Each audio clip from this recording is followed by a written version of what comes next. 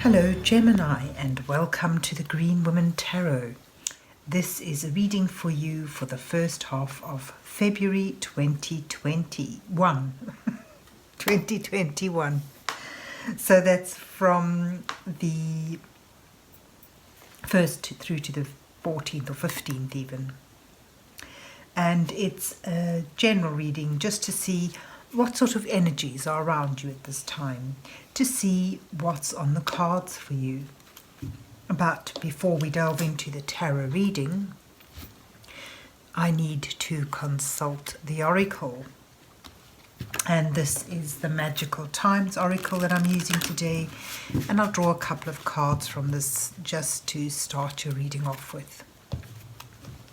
So let's see what words of wisdom the mysterious oracle has for Gemini for the first half of February 2021.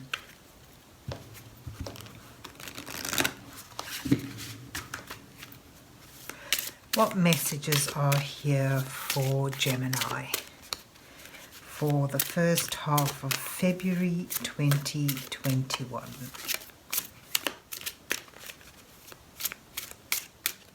What does Gemini need to know?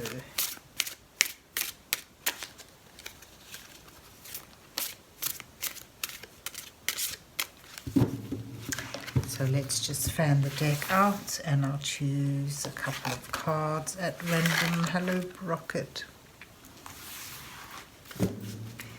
So let's see what you get. You have dance. Find your heart's rhythm, step lightly and swing with the melody.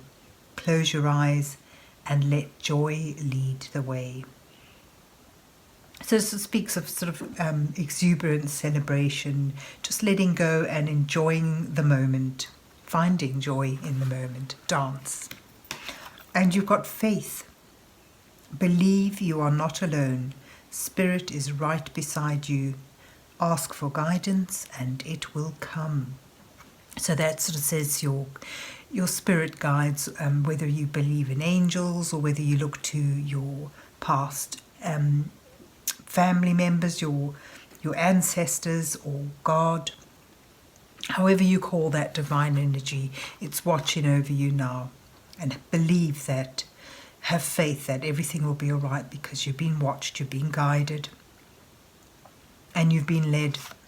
So ask for guidance and it will come. Have faith and just relax and enjoy. So let's see though where the rest of the reading takes us. So let's see what's on the cards for Gemini for the first half of February 2021. What messages are here for Gemini for the first half of February? What does Gemini need to know? Oops.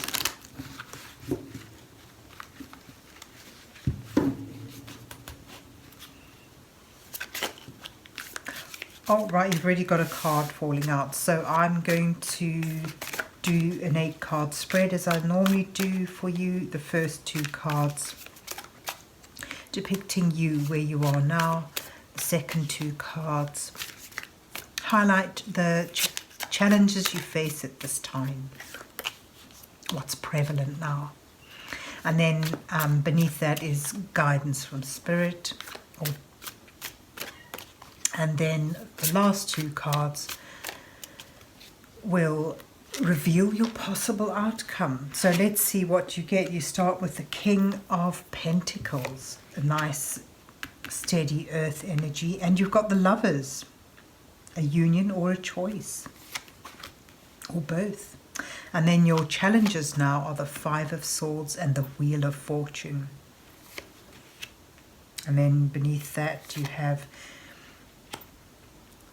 the 6 of Wands and the Devil as your guiding cards, and then your outcome cards are the 10 of Cups and the 3 of Pentacles. That's very positive energies to have at the end of your spread. And at the bottom of the deck you get Death, which is about transition. And this particular Death shows that rising up, that newness that comes. It's sort of like the rising phoenix. So out of an ending,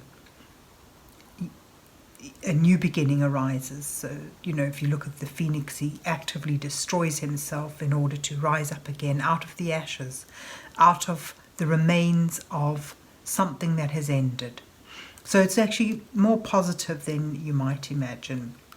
So you've got two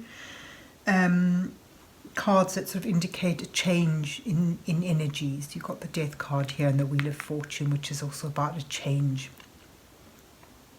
So you start off, or your underlining energy is this transition, this change, and it needn't, it may not be welcome, it may be a bit frightening, but it's something that really allows you to emerge even more powerful, even more beautiful than before.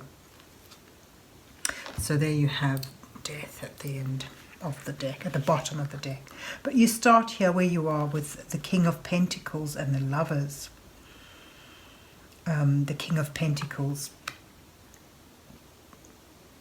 is about actually having come to fruition with something, having brought something to its completion, its manifestation. So having built something up, you've now got very firmly rooted foundations. This is something that brings a wealth of growth and abundance. It's a good start. So there's something that's well established, but I see here a choice.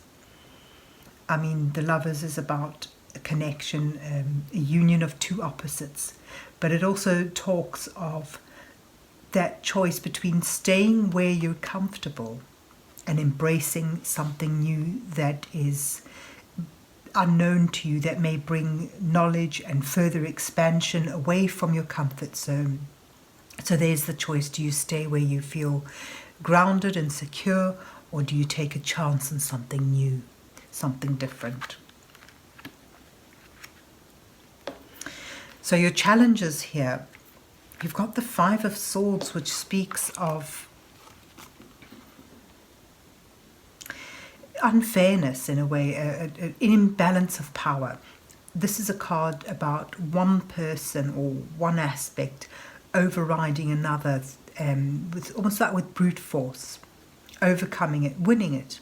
This is a card of victory, but at a cost. Because if this energy is that you get what you want, but you pay a price, and that is often the distancing of things that love, or people that you love, or things that you're close to. So, in order to get where you want to go, you may have to be prepared to lose something, to let something go. And it sort of questions, it asks you to question, are your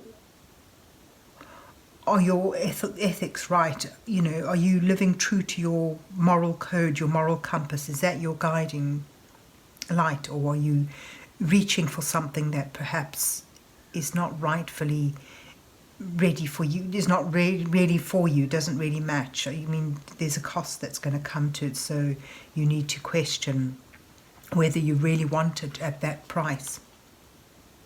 And then you've got a change of fortunes. This is a difficult energy if it's in a challenge position. It sort of suggests what goes up must come down. And next to the Five of Wands, it speaks of consequences. So there's definitely a hint here that you need to be sure of your motivations, because what you do may stay with you for some time. And I mean, the positive aspects of the Wheel of Fortune is that there's a change, there's a transition, something's different. So, for some of you, it may be that you've been dealt this unfairness, and now you can rest assured that what goes around comes around. really. So that's the message there behind your tail pocket. So your challenges there are an act of unfairness, but it's not going to go. It's not going to go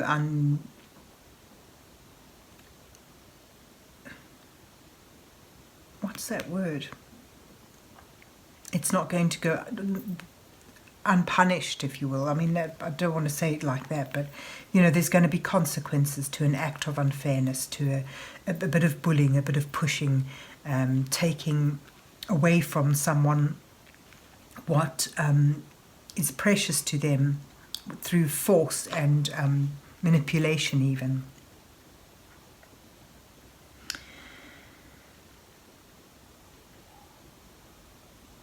And again, you've got in your guidance card, you've got the Devil, which talks about being lured into something that seems wonderful, something that you want, something that seems to have all the answers for you, but at a later time you may find that it actually entraps you in something that you're not comfortable in. So it sort of fits as almost like a warning with your challenge row. Think carefully before you make alliances.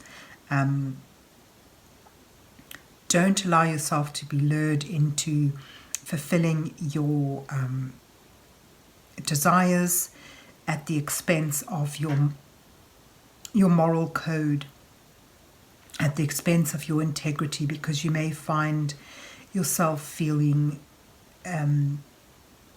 trapped in a situation that you find that you can't get out of. There's actually, if you look there, someone's giving their heart away to something that is essentially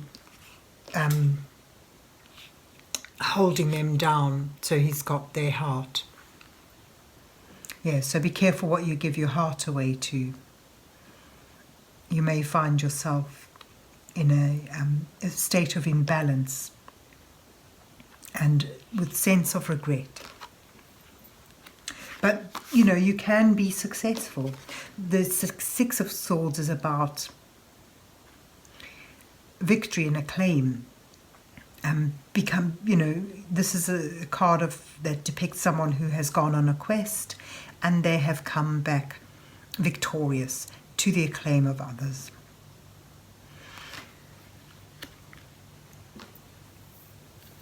So looking at this sort of shows that, you know, you've got something worth holding on to, something stable, something secure, but it seems that there's a lure towards something new, something exciting. And this is the choice. Do you stay grounded? Do you stay secure? Do you stay safe? Or do you go on this quest? Do you go for looking for this victory, this venture? Because it's on the cards that you will succeed, but at a cost. And, you know, so if you want to go for it, the cards suggest that you need to be led by your moral compass. This is a chance for you to shine out, to rise up again, and to, you know, enjoy what you love, to indulge yourself a little bit, but don't lose sight of your ethic code. So that's nice that you get that warning. You can do it, but be prepared or be wary of letting yourself go too much.